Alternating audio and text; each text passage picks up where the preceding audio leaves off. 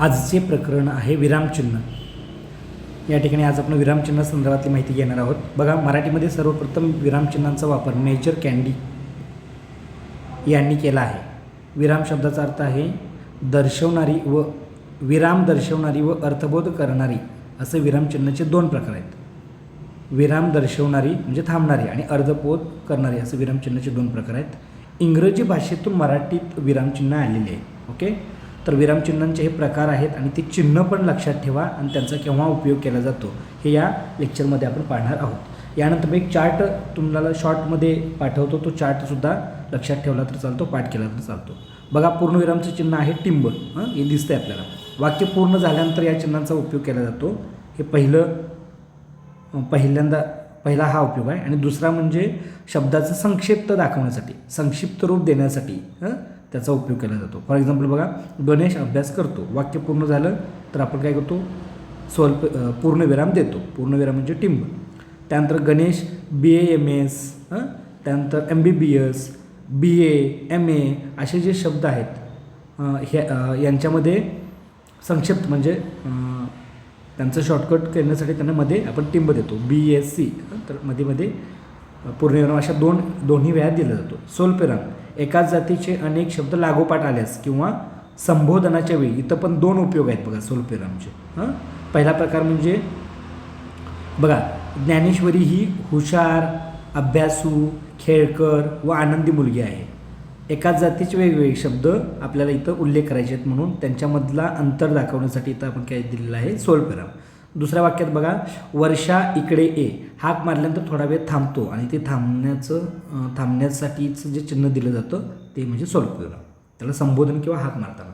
असे स्वल्पविरामचे दोन उपयोग आहेत. अर्थविराम, दोन वाक्य हे उभयान्वयी अव्ययांनी जोडले असेल तर तिथे अर्धविरामाचा उपयोग होतो. अर्धविराम म्हणजे टिंब आणि त्याच्याकडे स्वल्पविराम आहे. दोन उभयान्वयी अव्यय असं पण डायरेक्ट परीक्षेला विचारतात. गणेशने खूप अभ्यास केला पण त्याचा पहिला क्रमांक आला नाही. गड आला पण सिंह गेला. तर पणच्या पूर्वी काय केलं जातं, इथं अर्धविरामांचा उपयोग केला जातो. त्यानंतर आहे बघा, अपूर्ण विराम. दोन टिंब असतात. वाक्याच्या शेवटी तपशील द्यावायचा असल्यास अपूर्ण विराम चिन्हांचा उपयोग केला जातो. उदाहरणार्थ बघा, मला पोलीस भरतीची तयारी करण्यासाठी पुढील गोष्टी पाहिजे. मग काय काय त्याचा तपशील द्यायचा आहे. तर दोन टिंब दिल्यात, त्यालाच अपूर्ण विराम म्हणायचं. शूज, टी-शर्ट, गोळा. किंवा मी दुकानातून पुढील गोष्टी खरेदी केल्या. दोन टिंब म्हणजे अपूर्ण विराम देणार आणि त्या कोणत्या गोष्टी आहेत ते सांगणार. अगदी सोपा टॉपिक आहे. प्रश्नचिन्ह माहिती आहे सर्वांना. वाक्यात प्रश्न विचारला तर वाक्याच्या शेवटी हे प्रश्नचिन्ह देतात. उद्गार चिन्ह माहिती आहे सर्वांना. उद्गारवाचक चिन्ह, एखादी भावना व्यक्त करताना जे शब्द बाहेर पडतात त्या शब्दांच्या नंतर उद्गार चिन्हांचा उपयोग केला जातो. TETच्या पेपर 1, पेपर 2मध्ये यावर 100% एक प्रश्न असतो. अरे रे, फार वाईट झालं. उद्गार झाल्यानंतर उद्गार चिन्ह वापरायचं. शाब्बास, मस्त खेळलास. अवतरण चिन्ह एकेरी अवतरण चिन्ह आणि दुहेरी अवतरण चिन्ह असे दोन प्रकार आहेत. एकेरी अवतरण चिन्हाचा उपयोग करताना बघा, एखाद्या शब्दावर जोर द्यायचा असल्यास किंवा वाक्यात एखादी मुख्य गोष्ट दर्शवायची असल्यास या चिन्हाचा वापर. एखादी शब्द किंवा एखादी गोष्ट. पतंजलीने व्याकरणाला शब्दानुशासन, फक्त शब्दानुशासन या शब्दावर जोर द्यायचा आहे म्हणून त्याला काय दिलेलं आहे, अवतरण चिन्ह दोन्ही बाजूला द्यायचं एखाद्या शब्दाच्या. मूल ध्वनींना वर्ण असे म्हणतात. इथं आपल्याला वर्ण या शब्दावर काय करायचं आहे, भर द्यायचा आहे म्हणून वर्ण या शब्दावरच फक्त काय केलेलं आहे, एकेरी अवतरण चिन्ह म्हणजे एकच असतं. आणि दुहेरी अवतरण चिन्ह म्हणजे दोन वेळा असतं. लक्षात घ्या.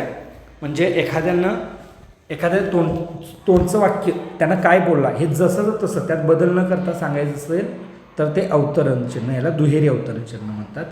इंग्रजीमध्ये डबल इन्व्हर्टेड कॉमाज म्हणतात.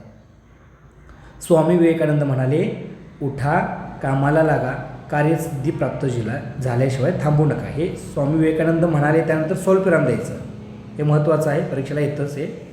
स्वामी विवेकानंद म्हणाल्यानंतर स्वल्पविराम द्या आणि ते जे काय त्यांच्या तोंडून वाक्य आले ते काय करायचं, दुहेरी अवतरण चिन्हामध्ये वाक्य लिहायचे.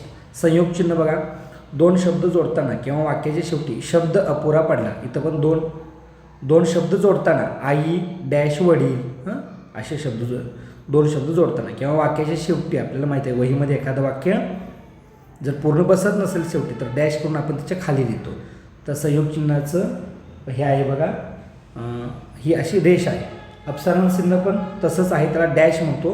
संयोग चिन्हापेक्षा जरासं ती मोठी असते, एवढा दोन्हीमध्ये फरक आहे.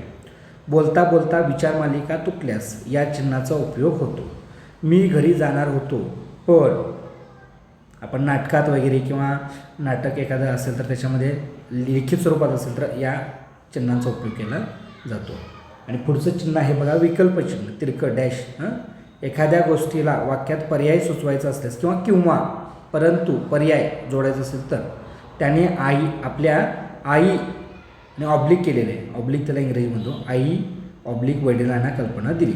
अशा प्रकारे हे सगळे विरामचिन्ह आहेत. याचा एक चार्ट आहे, थोडक्यात तो पाठवतो, तो लक्षात ठेवला वाचला की तुम्हाला यावरचे प्रश्न परीक्षेत विचारलेले प्रश्न सोडवता येतील.